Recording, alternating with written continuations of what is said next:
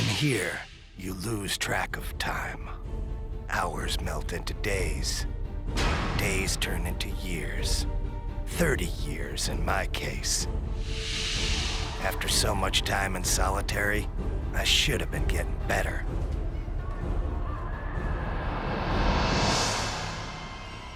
But in my heart, I always knew there was no cure for what happened to me. But I kept on hoping. I knew if I waited long enough, I'd get revenge against the man who destroyed my mind.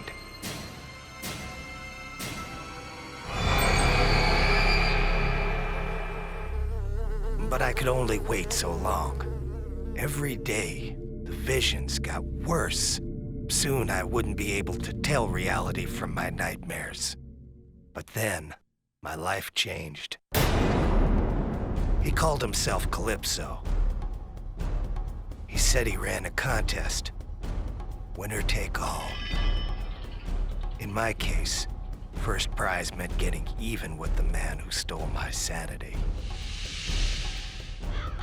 How could I refuse? I agreed to play.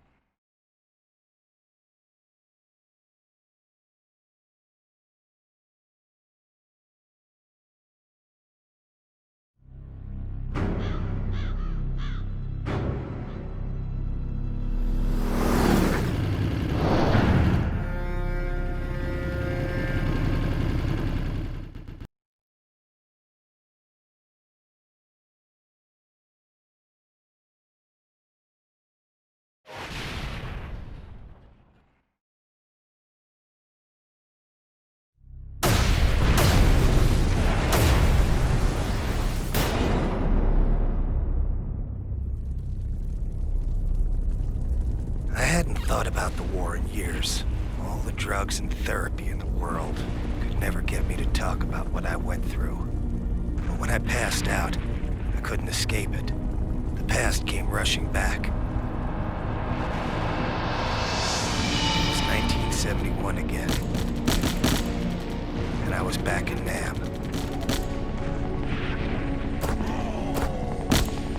Ben had gone down.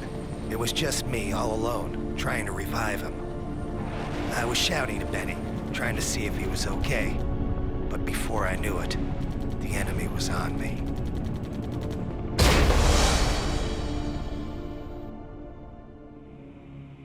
They put us into some stinking hole, 25 feet below the ground. Benny was in bad shape.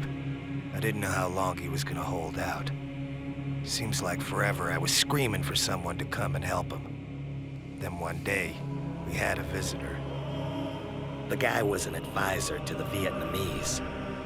And he had his own unique idea of torture. Starvation. Benny was on his last legs, and I wasn't far behind. 5 days without any food will bring any man to the edge. And the advisor said the only way I was going to survive was to eat. He gave me a knife and started laughing.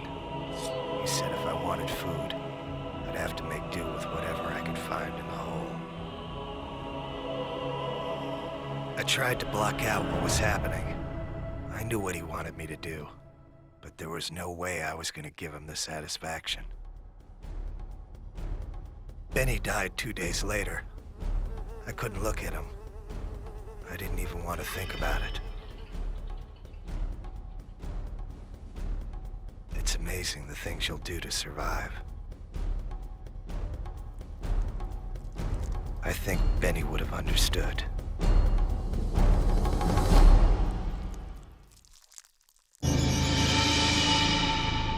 They say the mind bends and twists in order to deal with the horrors of life. I think my mind bent so much it snapped in two. When a platoon of GIs freed me 2 weeks later, they tried to take the helmet off. I killed 4 of them before they took me down. After that, they shipped me back to the States and put me in the asylum.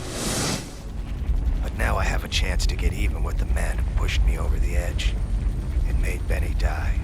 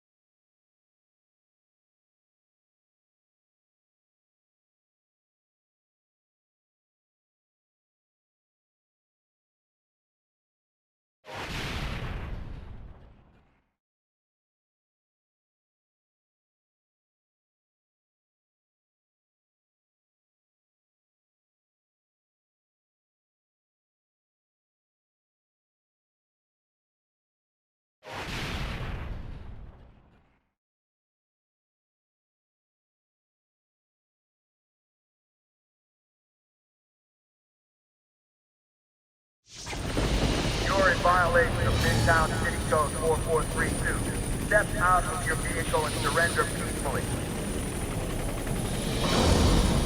Time's up.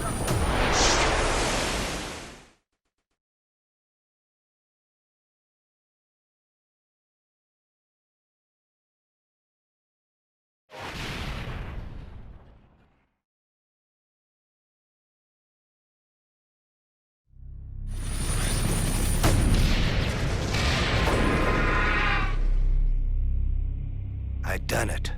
The battle was over. I'd won the contest. I went to see Calypso. Turns out he was a man of his word. He told me it was time for a reunion. After all these years, the advisor looked exactly the same. He didn't know who I was, but I recognized him. I'd been seeing his face in my nightmares for 30 years. Calypso had one more special prize for me. Dinner for one. 30 years is a long time to be locked away. You get kinda tired of asylum food. But after all this time, something new was on the menu. As much as I hated to admit it, over the years I developed a special craving for human flesh.